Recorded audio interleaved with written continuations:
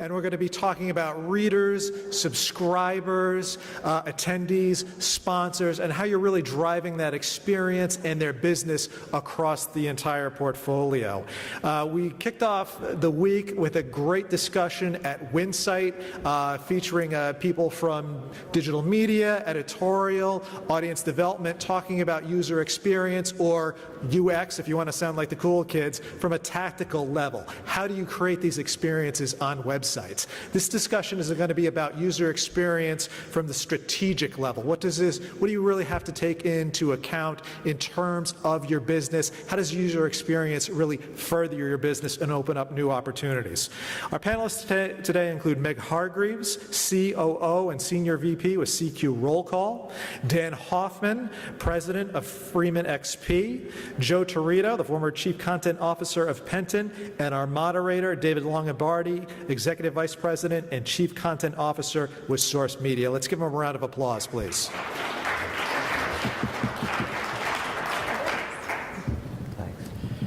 Hi, everybody. Welcome to this panel. It is a very diverse group that we have here with us today. We're blessed with two Chief Content Officers. In my own role, I work for SourceMedia. We are a diversified B2B media company that has undergone a significant transformation over the past few years. We have three primary revenue platforms: subscription information services, live events, and advanced integrated marketing services. As Chief Content Officer, I oversee editorial for all brands, as well as custom content, creative services, and research.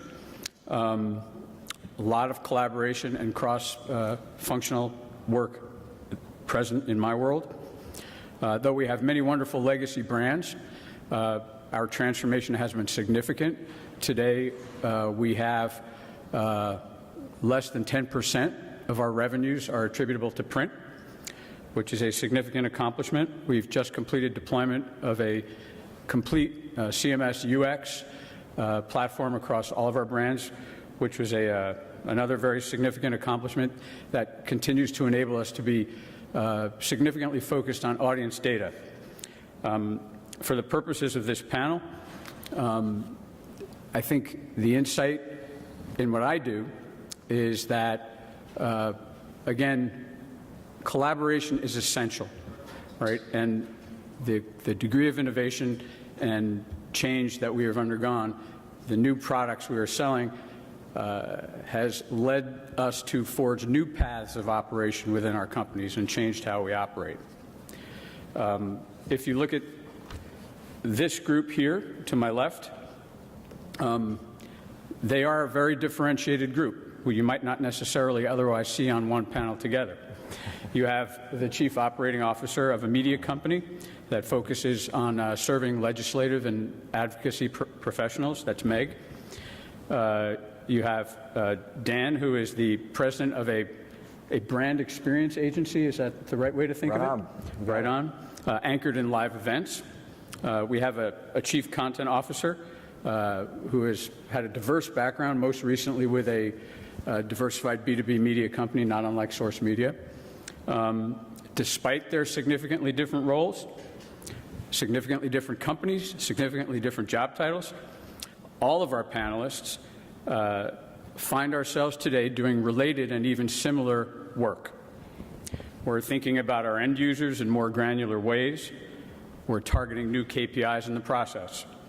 We're rethinking content categories, defining special purpose content types that support and incentivize users at defined moments in their journeys through our experiences.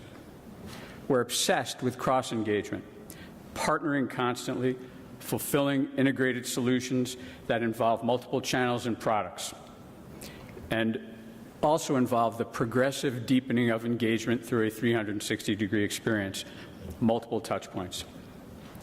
These common causes are changing how we work together, how we pursue scale, how we organize our companies, and how we influence and drive monetization. So with that, I'd like to invite each member of the panel to introduce himself or herself and conclude perhaps with with a comment on how your work has changed in the near term. Meg, would you like to start? Sure. First, thanks for having me. It's good to be with everyone. I am, as COO of Secure Roll Call, my days are varied, but more so now with the craziness happening in Washington.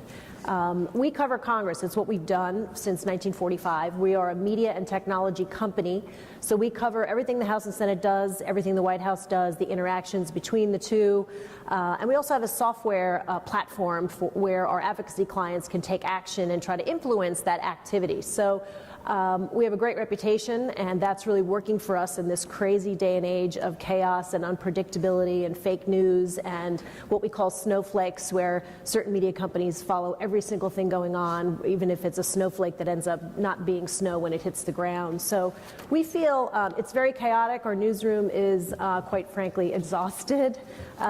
Things are very unpredictable. We have folks camped out in the House galleries right now waiting for the healthcare vote. They've rallied enough votes for that just yesterday, so we're going to see a vote on that initiative again, unless, of course, it gets pulled off the House floor. So everyone's kind of waiting on that.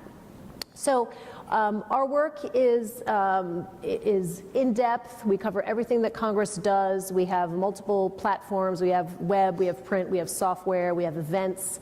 We have, to a certain degree, we're touching into advisory type and predictive services, which we see a big opportunity around, especially going back to the chaos and unpredictability. Our clients really need to know, what do we really think is going to happen? That's becoming even more important.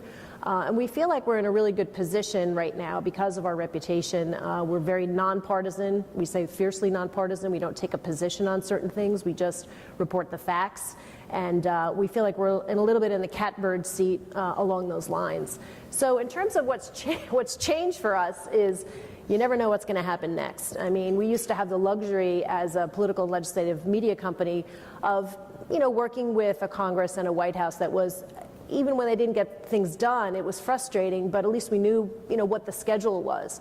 Our reporters could go home Friday afternoon knowing that, okay, Obama's going to go to Camp David or what have you, and nothing is really going to happen until Monday morning. Well, that's certainly not the case. It's a 24/7 news cycle, and our clients more than ever need to know what we think is going to happen. So we have kind of an edict right now where, like, one-size-fits-all content does not work anymore. We have to figure out how to pivot and really deliver information quickly to people wherever they are in whatever format they need it. So we're really investing in multimedia, in video. We have doubled down on data visualization and graphics, even taking some of our traditional reporter resources and taking those resources and really reinvesting some of those resources in other areas. We're also really working very hard on user experience. We've set up user experience labs where we record user activity to really understand what our users are doing, where their pain points are. So I'm looking forward to sharing a little bit more about that when we get further into the discussion. So chaotic times, but for Secure Roll Call, it's really spelling opportunity. Right on. Who's next? That's good. Dan, why don't you jump in? I'm jumping in. All right. Thanks for having me today. Thanks, David. Appreciate it. So FreemanXP is a $500 million experiential marketing agency inside of the company Freeman, which does trade show production. And most of our business is with corporations and finding out the right mix of the right live event for them or the right marketing mix when it comes to brand experiences. So it could be a product launch, it could be an exhibit at a trade show, it could be their own private event. There's lots of different ways that people, especially in the B2B marketplace, how we're touching and interacting. And we don't use the word change. We say evolve, because it's evolve. Change sounds like you did something wrong. Evolve means we're becoming something new and exciting. So as an evolving organization, we found that most of our conversations in the past were about asking a customer or a corporation, what do you want? And we'll do it. And now it's, whoa, forget that. It's, what are your objectives? What are you trying to do? What's the audience you're connecting with? What is your information, your data source? What do you know about what you're trying to do? And get way far away from same as last year. A lot of the corporations that we work with, They just roll their event or experiential activities because they did it last year. I did this event last year, so I'm going to do it again. Did this one last year, I'm going to do it again. And you have to pull away from that and say, wait a second, we have to really look at what we did and find out if it truly had value. And measuring an experience, like measuring this event, is very hard. How do you measure the connections that you're making here and the speakers that you're listening to? How do you measure that impact? And it's tricky. So we put a lot of effort into trying to find the right ways of measuring. And we found right away that so many of the organizations that we're working with were not setting their objectives in the beginning. What's your reason for attending this conference? What's your reason for attending this trade show? What's your reason for exhibiting in this event or a part of it? And be clear on that, those objectives, way before they go to the next stage. So that meant we have to get into strategy, we have to get into design. And design, the old days of design, that's a beautiful architecture, it's wonderful, and I'm so excited about it. Now it's how does that design use data and strategy to create impact so that the audience is driven to a solution.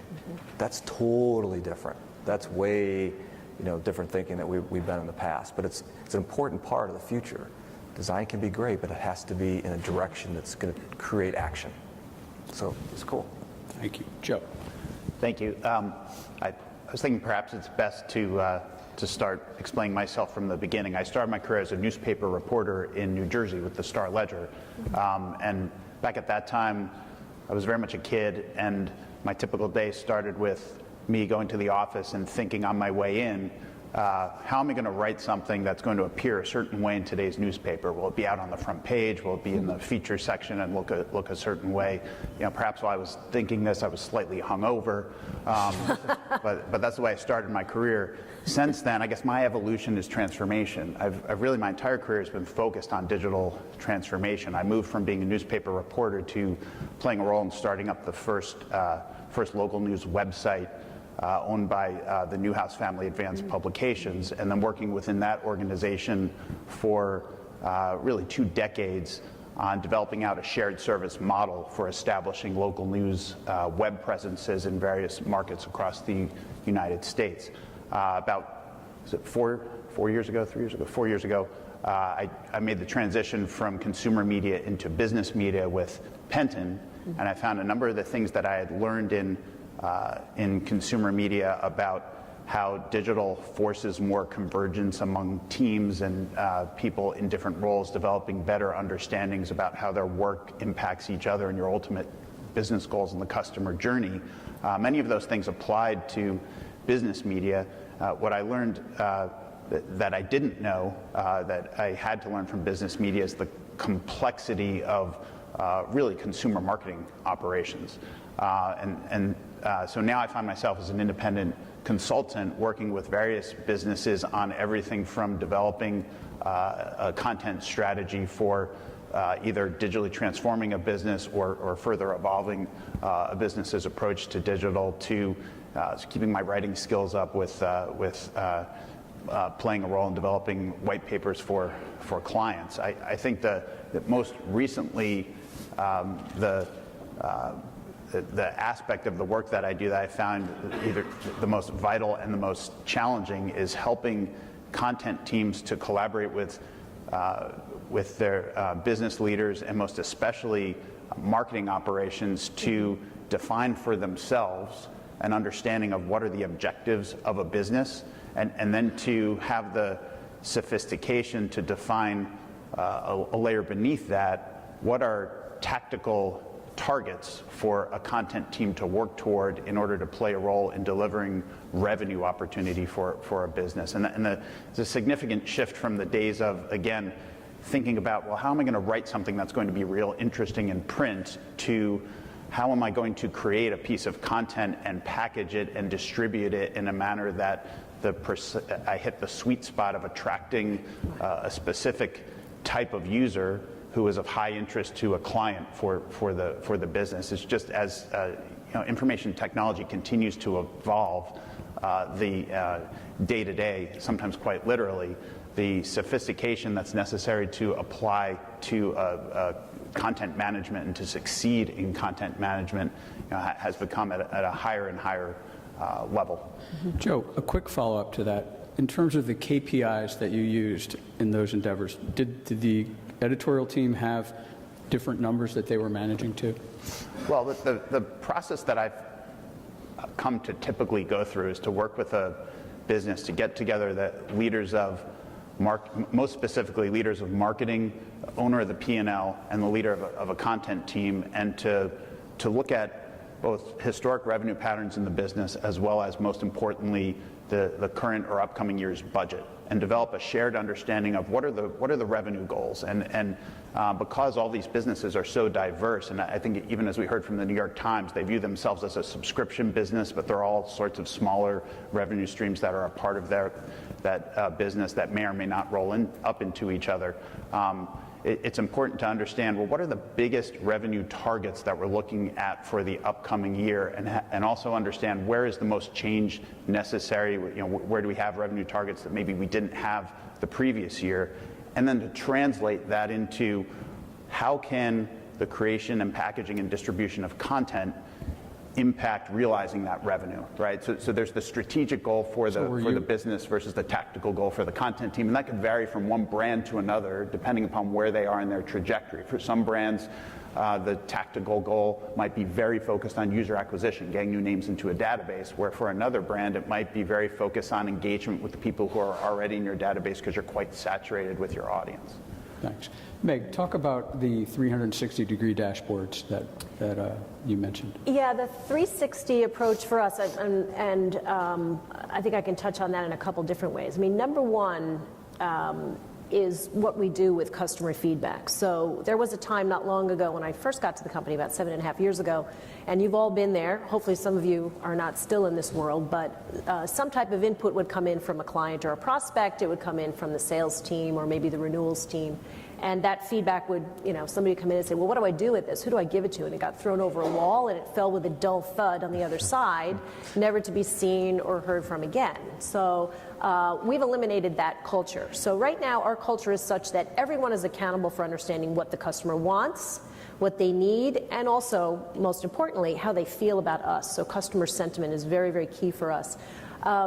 When feedback comes in, it gets logged into a system, and people actually look at it, and it's either given a thumbs up or a thumbs down, or it's put kind of in a waiting area for further consideration.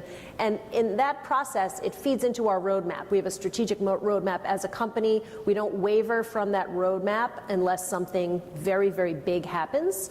And this helps us get more things done, right? Everyone's been in an organization where the strategy changes with the wind, and that's really frustrating, because not only for your customers, but for your employees, who tend to get frustrated and leave, and it just doesn't create a great business environment. So when feedback comes in, it goes into a process, it goes into the tools, and it gets reviewed. You've got to have that bucket and make sure you're looking at it. Number two is who is involved. Everyone is accountable for understanding what our customers want, so our roadmap discussions involve product strategy, technology, and editorial. Editorial had, over time we've dragged them kicking and screaming into the room. Now it's easy because we fixed the culture.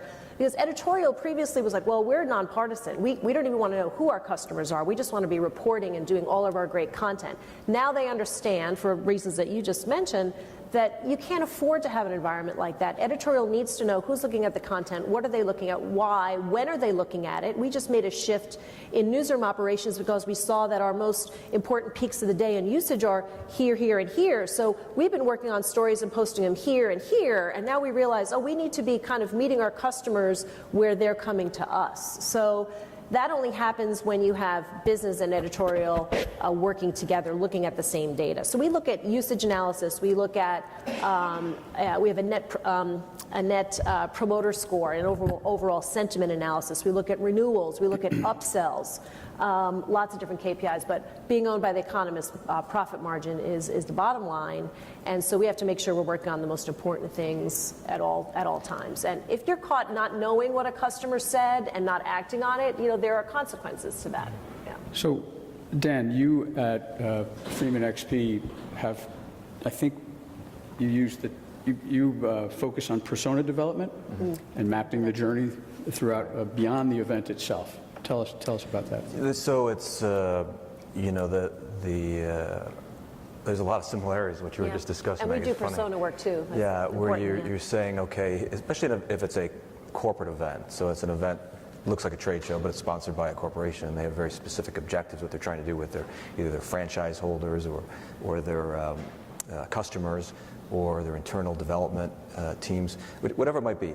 But if they're clear on here's the different personas that we've created, and we can track a personal journey for them, that's going to be highly more impactful than if we just put everybody in a room and shake it up. So, here's the exhibiting companies or the vendors that you guys use, here's the internal exhibits, et cetera, and we're just going to bring in all the attendees and just shake them up and hope that it works out. And actually, it does kind of work to a degree, but one would think that in today's environment, with the information that we can gather, we can know specifically about that individual type of person and create a journey through that event, that experience, that reflects what their need is, Absolutely. or to improve upon what their business is, and to then ultimately track what the connection was. What happened to that customer as they have 2 of our products, we want them to use 4 of our products. We tracked them through the event, we know what they did, who they talked to, we made sure we gave suggestions of who they should match up with and talk to. And we created a specific journey path for them versus every year I re-register for this event and they don't know me or seem like they don't know me from anybody else. And we need to do a lot more of that matchmaking, if you will, like Match.com makes the events industry, kind of thing is really what is going to drive the success. Then you're guaranteeing results versus I hope this guy meets that guy, it works out. It's very easy to sit back and say, oh, I know who my customers are. As a company that's been around since 1945, I haven't been around that long. It's been much more recent. We think we really thought we knew our customers, and so we did some persona work, and we weren't off. I don't want to say we were wrong, but we adjusted our spend a little bit based upon some of those findings in terms of list acquisition and prospecting. So, and you can do persona research, for a pretty low investment. I think our investment was under 30 grand, and that included interviewing customers and prospects and understanding their workflow, and then some offline research. So I definitely recommend that. Even if you think you know your customers, it can't help to do a refresh on that. Dan, do you find yourself as someone who supports third parties putting on events? Do you find yourself interacting with new people within those organizations as your primary contacts? Well, yeah. It's like if you take a large franchise company and they want to bring in all their franchise owners to the event, and within that there's guidelines of this type of person is really good at this, but they're not so good at this. So you're kind of creating experiences for each of those types, and therefore you connect very personally with those different business parts of that franchise. So, there may be the USA area, there may be the Japan area or APAC or something, and you're working with those to create an environment. So there's a big experience, but then there's a smaller experience, but they all have to be impactful. So there's a lot of that leads to a lot of other connections that creates and supports the journey that attendee's on. Great. Joe, you have a specific project you did in terms of developing downloadables to assist in acquiring audience members of specific types. Talk about how you defined and designed and brought scale to that process. Sure. We were talking about there's one brand in specific where we developed a relatively low-tech best practice to focusing content engagement efforts on driving new qualified names into our database. And what we looked at, first of all, was for that brand or that portfolio of brands, where currently are users most frequently engaging with our content digitally. And that particular brand had a significant volume of long-tail content within its database being accessed through via Google on the website. And given that it was long-tail content, some of it was relatively dated, and the format that it was in went back to the days of shovelware. It was magazine articles that were being shoveled online and people were finding through Google, but they were relevant to the keywords they were entering around a business problem. So what we decided to do is, of that content that was responsible for a high percentage of our user activity generation, define which pieces of content were most strategically aligned with the areas in which our clients desired to interact with our users, and optimize that content for by changing the way that it was written, adding more visuals, adjusting the packaging to increase the likelihood that a user, once they landed there, would find, and updating the information, would find the information relevant and would spend more quality time with it. And then developing downloadables that were very current, that addressed relevant industry problems of a nature that would be of high interest to the people interacting with content in these categories, and A/B test in partnership with user marketing, different positioning and messages, driving users to download those materials and requiring them to register in the process, or if they were already a registered user, to provide us with more qualified data. And we found significant upticks in registrations out of that, and the number, well, I say significant, meaningful numbers that were very highly targeted users that we valued. And I think one really important part of that, which tends to be a focus of a lot of the work that I do, is there is a shift in the editorial team's view of what the responsibility was from providing day-to-day news about this industry to really focusing on solving specific problems for users and working closely with marketing to drive users through a funnel, and a realization that that was potentially of higher value than a lot of the daily news, which had become somewhat commoditized. Great. So it's interesting that the sales funnel has really become the engagement funnel, and it's become a guideline for the entire organization rather than just for the sales and marketing team. Mm-hmm. Meg, roll call live. Tell us how you do that and how that works. Well, advertising obviously is a challenging area for everyone. Our roll call side of the business is our ad-supported website, coupled with or complemented by a print subscription newspaper, which is distributed to Capitol Hill and K Street and a variety of other places. So to kind of really take things to the next level with that brand, we launched Roll Call Live. These are a series of events, and we've dubbed them the decoded events, which, going back to my earlier comment, our clients really need us to help decode what the heck is happening right now, what we think is going to happen tomorrow and the next day, as much as possible. And bringing our clients together in these events we thought would be a great idea. So they've been very successful for us so far. We did one with the U.S. Travel Association. They're a big advertiser for us. They're also a subscriber on the Cirque side, so we have a lot of 360 clients to begin with. So they came to us and said, we really want to, we're advocating for the privatization of TSA. We thought, well, that's kind of interesting. We can run ads on the website. We can run ads in roll call, which will get your brand and your message in front of the members of Congress, who are the most important people to see the advocacy message.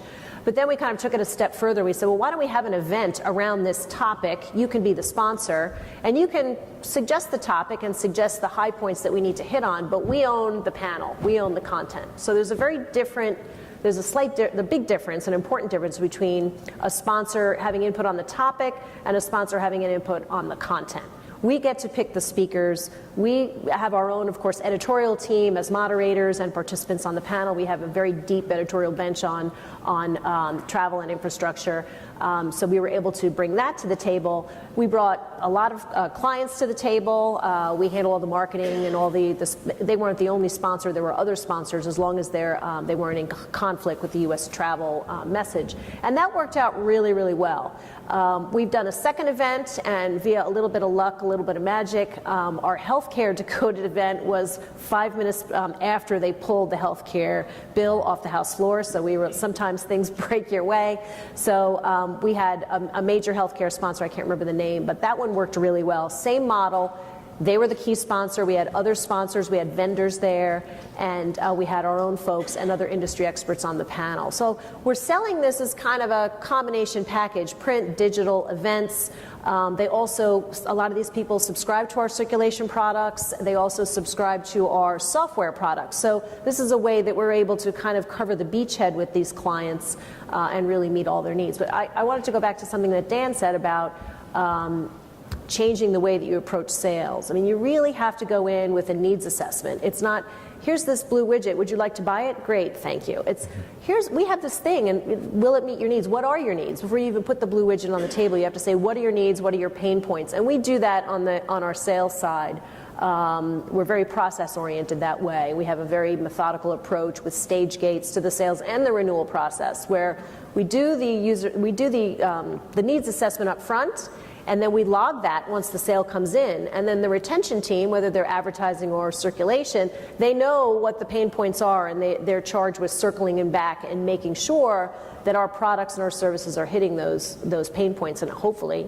making them go away. And if you don't follow that process, there are consequences. A lot of this has to do with having the tools and the processes, and then having the people in place to just make sure they're using those tools and processes the right way. So that's really working for us, and kind of rising the boats on all fronts. Thank you, Meg. Dan, as you strive to create the extended event experience with your clients, what role do other touch points in communications play in that, in terms of social media and other messaging? That's a great question, and just on Meg's sponsorship, that's brilliant, because the sponsorship activities are not that hard, but it has to be touching the content that they want to get engaged with. It's no longer, I'm sponsoring a breakfast. It has to be sponsoring a breakfast because the speaker is talking about this, and that's the subject that I care about. Exactly. And it's really not that hard, but many have forgotten that. They just think it's about sponsoring a breakfast. But connecting, I think a lot of this goes in a cycle. And design thinking is what we use. Is you really have to look at a cycle. You have to debrief what the objectives are, what your opportunity is, what you've done, create opportunities, formulate that strategy, then build it, and then debrief it again. So you're kind of doing this cycle. But along the way of an event, you have a moment in time that the event's going to occur. And today's connectivity to all these different audiences and the data that you can create, but also the impact that you can have with social media. Social media is like a boxer. I mean, they're standing there waiting for content. I need content to fire out to the people out there. Experiences create that content. So it's a natural coexistence. So if you do it right, you have some preview activities, then you have your event, then you have afterwards, and then you constantly ping your audience with different methods to drive those results, or review what the results were. Did it work? We tried to get this message out. Did our audience take this action, or did they not? And if they did not, did we pull it through to next year's, or do we just say it doesn't work? But you've got to have a really complete cycle. And in looking at a timeline, because events are very often fixed to timelines, it makes a lot of sense to chart out that, just a simple diagram to say, okay, where do we go? When do we do this? When do we do that? Depending on your industry. And do you have, you start with the communities that your clients have already established in terms of where you're publishing the social media? Yeah, but that is really very, the Venn diagram, very crossing in a lot of cases. Technology in a vertical technology was always very specific, and of course now it enters into healthcare, automotive, and all kinds of different areas. So there's a lot more crossover than there was years ago with a lot of these industries. So the data, open source dating of the future, would be very powerful for all companies if we could get there. But many really hold it way too tight. And I think there's a lot more advantages in expanding that to other sources than to just work on the ones that you have. So we'll see how that works. Great, thank you. Mac, do we have time for questions? Looks like we have. No, let's hold off on questions now. Guys, great job. Nice work, David. Let's give them a round of applause, please.